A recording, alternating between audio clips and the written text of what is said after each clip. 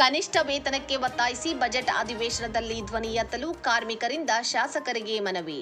ಕಳೆದ 1 ವರ್ಷದಿಂದ ನೆನೆಗುದಿಗೆ ಬಿದ್ದಿರುವ ಕನಿಷ್ಠ ವೇತನದ ಅಂತಿಮ ಅಧಿಸೂಚನೆಯನ್ನು ಪ್ರಕಟಿಸುವಂತೆ ಸಿಐಟಿಯು ನೇತೃತ್ವದಲ್ಲಿ ಸ್ಥಳೀಯ ಶಾಸಕರಾದ ಅಶೋಕ್ ಪಟ್ಟಣ ಅವರಿಗೆ ಮನವಿ ಪತ್ರವನ್ನು ನೀಡಿ ಕನಿಷ್ಠ ವೇತನ ಜಾರಿಗೊಳಿಸಲು ಸರ್ಕಾರದ ಮೇಲೆ ಒತ್ತಾಯ ತರಬೇಕೆಂದು ಪ್ರತಿಭಟನಾಕಾರರು ಒತ್ತಾಯಿಸಿದರು. 7 ವರ್ಷಗಳಿಂದ ದುಡಿಯುವ ಜನರಿಗೆ ಕನಿಷ್ಠ ವೇತನ ಪರಿಷ್ಕರಣೆ ಮಾಡದೆ ಮಾಲೀಕರು ಕಡಿಮೆ ಸಂಬಳದಲ್ಲಿ ಕಾರ್ಮಿಕರನ್ನು ದುಡಿಸಿಕೊಳ್ಳುತ್ತಿದ್ದು, ಸರ್ಕಾರ ಇದನ್ನು ನೋಡುತ್ತಾ ಕುಳಿತಿದೆಯೇ ಹೊರತು ಕನಿಷ್ಠ ವೇತನ ಜಾರಿ ಮಾಡುವ ಗೋಜಿಗೆ ಹೋಗಿಲ್ಲ. ಹಾಗೂ 2026-27ನೇ ಸಾಲಿನ ಬಜೆಟ್ ಮಂಡನೆ ಮಾಡುವಾಗ ಕನಿಷ್ಠ ವೇತನದ ಕುರಿತು ಚಕಾರವೆತ್ತಿಲ್ಲ ಎಂದು ಕಾರ್ಮಿಕ ಮುಖಂಡ ಜಿಎಂ ಜೈನೇಖಾನ್ ಶಾಸಕರ ಮನೆಯ ಮುಂದೆ ನಡೆದ ಪ್ರತಿಭಟನಾಕಾರರ ಸಭೆಯನ್ನು ಉದ್ದೇಶಿಸಿ ಮಾತನಾಡಿದರು. ಕನಿಷ್ಠ ವೇತನದ ಕುರಿತು 2 ಅಧಿಸೂಚನೆ ಬಂದು ನಂತರದಲ್ಲಿ ಕರಡು ಅಧಿಸೂಚನೆಗೆ ಆಕ್ಷೇಪಣೆಗಳು ಕೊಟ್ಟಿದ್ದು ಆಯಿತು. 2-3 ಸಲ ಮಾಲೀಕರು ಮತ್ತು ಕಾರ್ಮಿಕರು ಕನಿಷ್ಠ ವೇತನ ಸಲಹಾ ಮಂಡಳಿ ಜೊತೆ ಸಭೆ ಮಾಡಿದ್ದೂ ಆಗಿದೆ. ಆದರೆ ಅಂತಿಮವಾಗಿ ಕನಿಷ್ಠ ವೇತನದ ಕುರಿತು ಅಧಿಸೂಚನೆ ಇನ್ನೂವರೆಗೆ ಬರದೇ ಇರುವುದು ಖೇದಕರ ಸಂಗತಿ ಎಂದು ಜೈನೇಖಾನ್ ಖೇದ ವ್ಯಕ್ತಪಡಿಸಿದರು.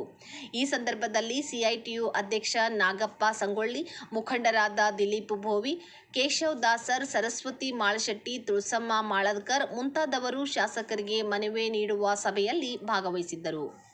ಇವತ್ತು ಇಡೀ ಕರ್ನಾಟಕ ರಾಜ್ಯದಲ್ಲಿ centre of Indian trade union CITU ನೇತೃತ್ವದಲ್ಲಿ ಆಯಾ ತಾಲೂಕಿನ MLAಗಳಿಗೆ ಕನಿಷ್ಠ ವೇತನ ಜಾರಿ ಮಾಡುವ ಸಲುವಾಗಿ ಮನವಿಯನ್ನು ಕೊಡಬೇಕು ಅನ್ನುವಂಥ ಒಂದು ಕರೆಯ ಮೇರೆಗೆ ಇವತ್ತು ರಾಮದುರ್ಗ ತಾಲೂಕಿನ ಸಿಐಟಿಯು ನೇತೃತ್ವದಲ್ಲಿ ಇವತ್ತು MLA ಅವರಿಗೆ ಮನವಿಯನ್ನು ಕೊಡ್ತೀವಿ. ಇದೇ ರೀತಿಯಲ್ಲಿ ಬೆಳಗಾವಿ ಜಿಲ್ಲೆಯ ಎಲ್ಲ ತಾಲೂಕುಗಳಲ್ಲಿ ಸಿಐಟಿಯು ನೇತೃತ್ವದಲ್ಲಿ ಆಯಾ ತಾಲೂಕಿನ MLAಗಳಿಗೆ ಮನವಿಯನ್ನು ಕೊಟ್ಟು ಕನಿಷ್ಠ ವೇತನವನ್ನು ಜಾರಿ ಮಾಡುವ ಸಲುವಾಗಿ ಒತ್ತಾಯ ಮಾಡಲಾಗುತ್ತಿದೆ. ಏನಪ್ಪ ಅಂತಂದ್ರೆ ಇವತ್ತಿನ ಬೆಲೆ ಏರಿಕೆ ಆಧಾರದಲ್ಲಿ ಕನಿಷ್ಠ ವೇತನ ಇಲ್ಲದೆ ಇವತ್ತು ದುಡಿಯುವ ಜನರಿಗೆ ಕೊಂಡುಕೊಳ್ಳುವಂಥ ಶಕ್ತಿ ಇಲ್ಲವಾಗಿದೆ.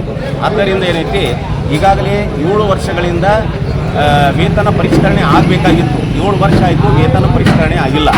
ವೇತನ ಪರಿಷ್ಕರಣೆ ಆಗಬೇಕು ಅಂತಂದರೆ ಅದು ಮುಖ್ಯಮಂತ್ರಿಯವರ ಕೈಯಲ್ಲಿದೆ.